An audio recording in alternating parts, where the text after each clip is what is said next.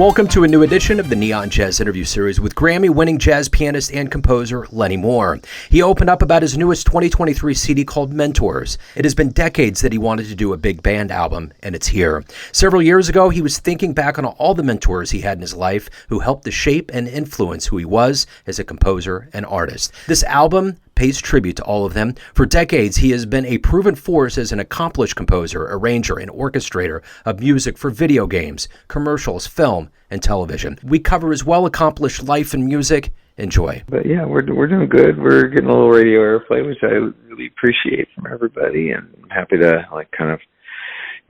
keep moving forward as far as getting the word out that the album exists. It certainly does, and it's a great album. And before we get into Mentors, what I would like to do is kind of ask you a little bit about the last 3 years living through COVID. How did you get through it, and how has it changed you now that we're kind of in this post-pandemic era? I think let's see. I got through the pandemic. I still don't feel like we're done yet, but I got through the pandemic, I think, just by being patient. And partly, I think musicians, especially composers, we tend to hole ourselves up in our little studios anyway. So that sort of isolation is not abnormal for us, but I'm a hugger and I like hugging my friends, and that part has been sort of sad. Just not being able to have that sort of normal interaction on a social level. So that's been one of the main issues. But it also presented some cool challenges as far as trying to figure out how I do what I do, because I do a lot of video game scoring, and with that, it's like a lot of it's with orchestras. So how do you record an orchestra during a pandemic? Yeah, absolutely. Yeah. But does it feel good to have a new album out now with kind of things opening up? Yeah, it totally feels great. And, it took a while to kind of get everything going. Some of it was just, most of the players had some form of being able to record in their homes, which was part of the challenge of that project. And, but there were a few people who had to learn from scratch, like, okay, how do I record at home? What kind of toys or equipment do I need, and all that. So some of it was just figuring that out, and then some of it was also just figuring out what's the best way to record, a cool big band jazz album that you would normally just put 20 people in a room for 2 days and record. How do you simulate those interactions that happen in a space? And then, so that was sort of my job as the creator and producer, was to try and see if I could be the eyes of the folks pretending that they were in the room, even though they're like in different parts of the world recording their individual parts. So what are you ultimately hoping the listener gets from this album? There's sort of two main goals. One is just to have it out there for people to enjoy, and so far that's been great. And then the other aspect of it was just the sort of concept of what the album is about, which is, the core of every piece of music in the album is a dedication to people who were mentors for me in my artistic path. Excuse me while I clear my throat.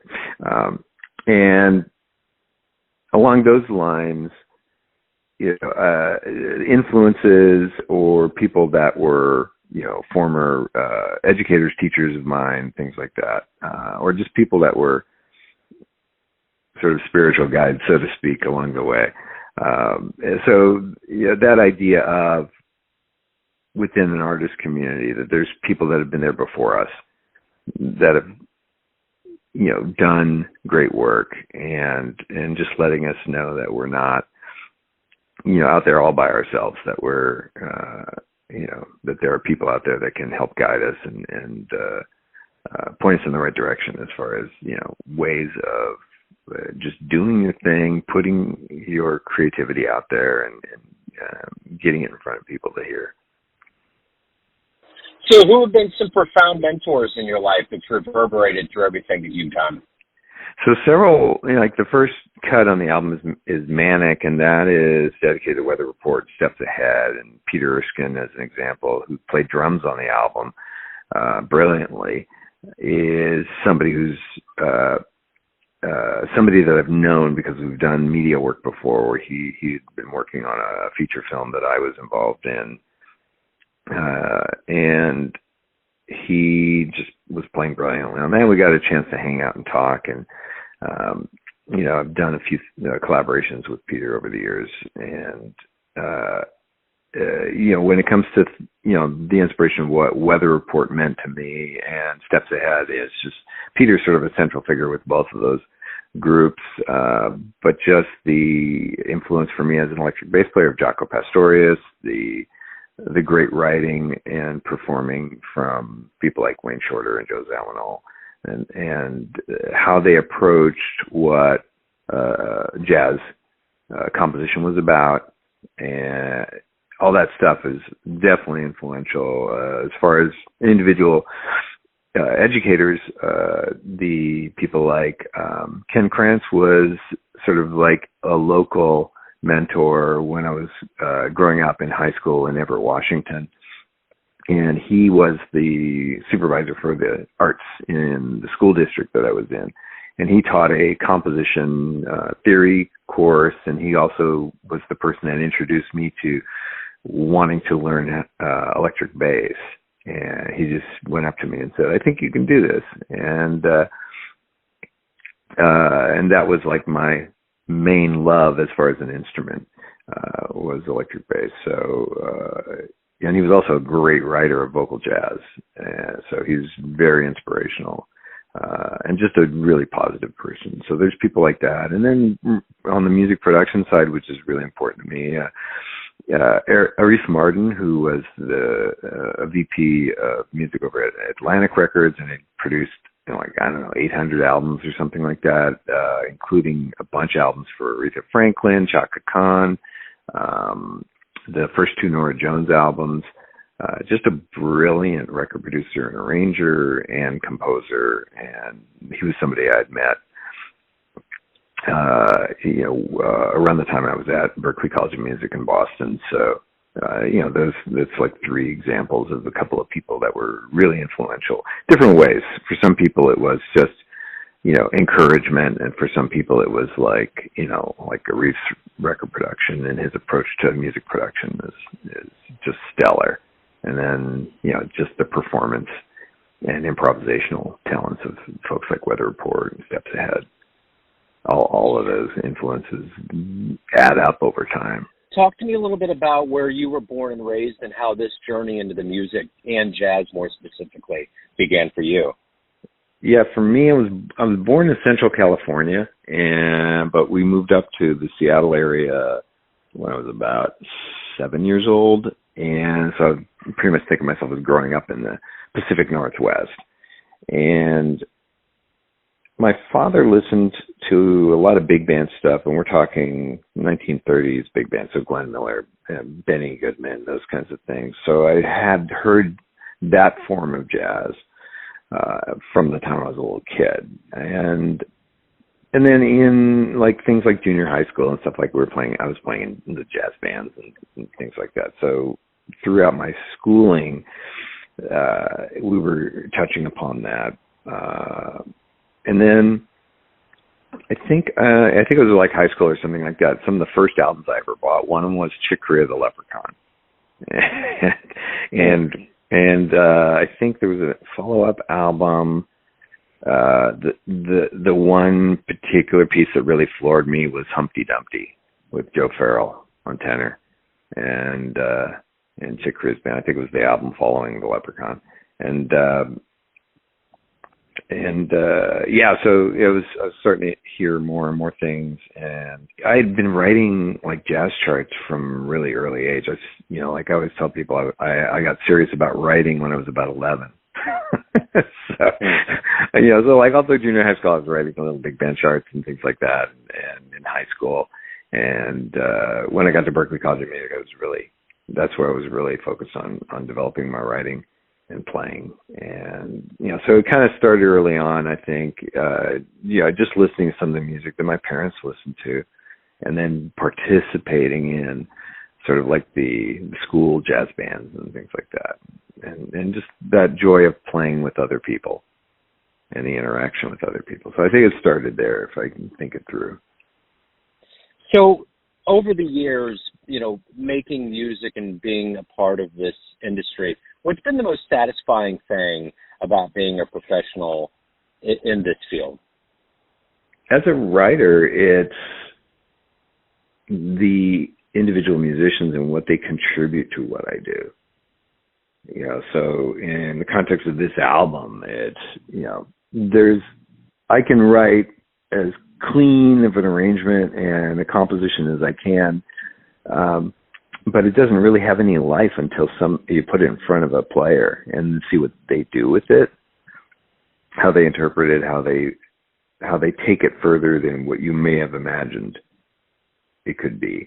And, in the context of this album, or even in the video game scoring that I do, it's like, for me, the biggest joy is when I'm with the musicians. So if I'm in front of a 80-piece orchestra, or in the context of this album project, just having my friends contribute and seeing what they do with it is probably the biggest joy in it all. It's just seeing, people kind of take the football I've handed them and take off with it. So what was the very first live jazz show that you ever saw that really blew you away? Live jazz would have been, so that probably would have been high school time period, and this is also ties in with, one of my other mentors, which was Toshiko Akiyoshi, who was a legendary big band leader and composer in the 1970s and probably early 80s. And so Toshiko was the artist in residence one summer. There was this, up in the Pacific Northwest, there's a organization called Centrum. They're still around, and they do these artist workshops. And so they had a summer workshop for composing and performing. And so Toshiko was the guest artist in residence that summer. And for some crazy reason, only 3 people signed up for the jazz composition workshop with her. So we had a lot of one-on-one time, and she was really instrumental in sort of the philosophy of how I approach writing, which is, in her words, that there has to be a reason why you put something on the page. And then there's a follow-up, which is that there has to be a reason why it stays on the page. So it's a sort of an editing review process kind of a thing. And that was profound for me as a 16-year-old. But as far as, like a jazz live situation, that was tied to that particular workshop because we were all working on an individual jazz chart that was going to be performed by a big band at the end of the week. And there, Kenny Gorelick, everybody knows him as Kenny G, but at the time he was Kenny Gorelick, and he was a local great musician that was playing in the Pacific Northwest area. And so he was in the big band, and there was like all these great musicians that kind of came to do this live performance, for this workshop. And that was, one of the things. The mayor of Port Townsend, Washington, which was where this workshop was held, was a jazz pianist that had this great piano trio named Barney McClure. So there's all these great performances, and then the performances of just the kids that were at the workshop. So that was probably one of my early, outside of jazz festivals with high school and things like that, to hear professional musicians performing, especially professional musicians performing something that I'd written, was really great. And just meeting Toshiko and being influenced by like her wisdom was like a big, big deal. So that was one of the early things. And then, through high school, I'd gone to rock concerts and things like that. So I'd seen bands like Rush, Boston, if you're going really old school, stuff like that, which was just a lot of fun. Yeah. But on the jazz front, it was definitely that particular workshop. So very simply put, why do you love jazz? It's about being in the moment, and it's about listening. It's about being free in the sense of kind of expressing yourself. And for me, not to drive down a super personal thing, but I think it's appropriate, is that, like growing up, I grew up in a situation where being able to express yourself was shunted a bit. And it was music was a way for me to express myself completely. That was something that I completely owned. And I'm just so grateful that I've had that as an outlet in my life. And so jazz for me is a, sort of the purest expression of like just communicating as freely as possible. So I'd say that's probably the best definition I could give right at the moment. So let's say you have the opportunity to get into kind of like a jazz DeLorean time machine. You can go back in time and catch anybody live. Where are you going to go? What digits are you punching in? Where are you going? Oh, a couple of places. I never saw Miles Davis live. And I never saw Jaco Pastorius live.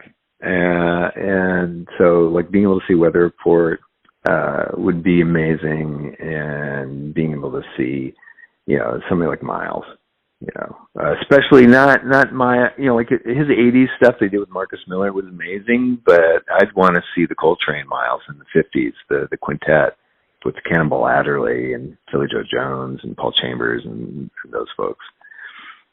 That to me would be a nice little time machine visit. Yeah, I would probably have to join you on that one.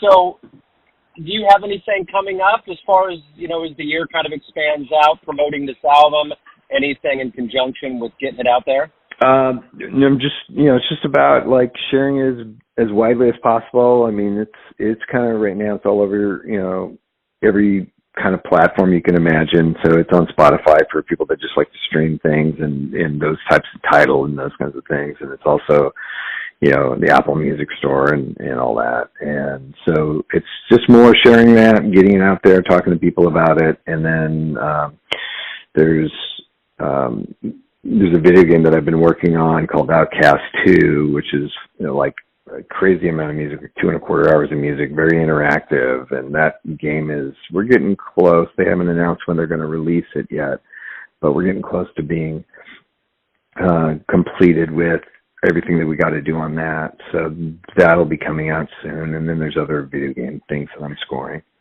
that'll be happening over probably the next year. Right on. So finally, if anyone wants to learn more about you, pick up this album, where's the best place to do that? Easiest way is just go to lenniemoore.com. It's LennieMoore.com. And there's a mentors page in the navigation on the website, and there's a streamed version of it where you can hear it right there, and there's links to the Song Whip, sort of global links that kind of whatever your favorite way to either purchase music or listen to music, all those links are on there. So just lenniemoore.com is the easiest way for people to check it out. Cool. Lennie, I'm glad we caught up. Thank you for your time. Thank you for your story, and best of luck with the album and everything as we move forward.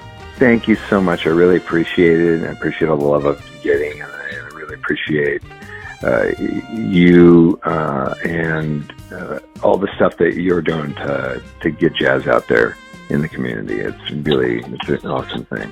Thanks for listening and tuning in to another Neon Jazz interview, where we give you a bit of insight into the finest players and minds in LA, New York City, Kansas City, and spots all over the globe, giving fans all that jazz. Thanks to Lennie for his time, energy, and cool. If you want to hear more Neon Jazz interviews, you can find us on Spotify and Apple Podcasts. Subscribe to us at YouTube, and for everything Neon Jazz, go to theneonjazz.blogspot.com.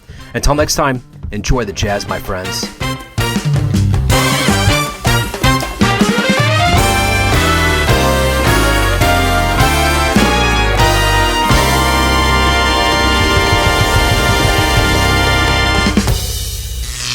Neon Jazz.